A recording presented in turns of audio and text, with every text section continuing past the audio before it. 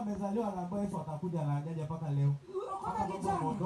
Okoka kijana. Kuna. Angalia vijana wenzako, umri wako ni vijana ambao wameenda shule, vijana wanaojitambua. Wewe mamako amekuzaa, amekuleta kwenye dunia bure tu.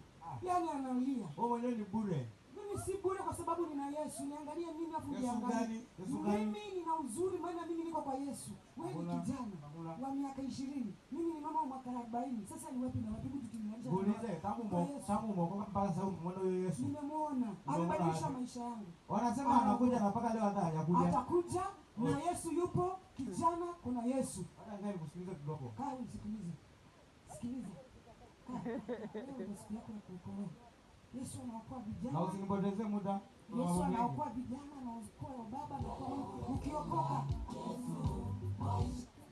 Anaokoa mpaka watoto. Anaokoa na vijana wazuri.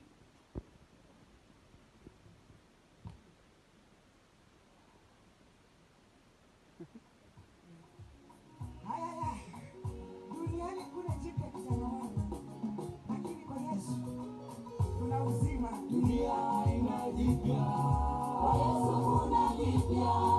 Dunia ina jipya. Kwa Yesu kuna jipya. Yesu ni yule yule. Jana leo na milele. Yesu ni yule yule. Jana leo na milele. Hajawahi badilika. Wala hatabadilika. Hajawahi badilika. Wala hatabadilika. Yesu ni yeye yule. Jana leo na milele. Hajawahi badilika. Wala hatabadilika. Hajawahi badilika.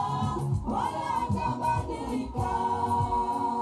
Hapo mwanzo kulikuwako neno. Naye neno alikuwa ni Yesu.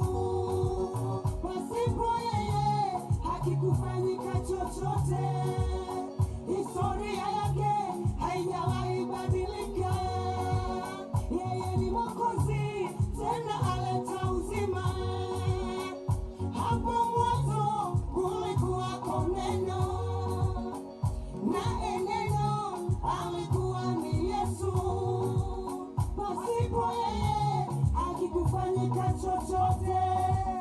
Historia yake haijawahi badilika. Yeye ni Mwokozi,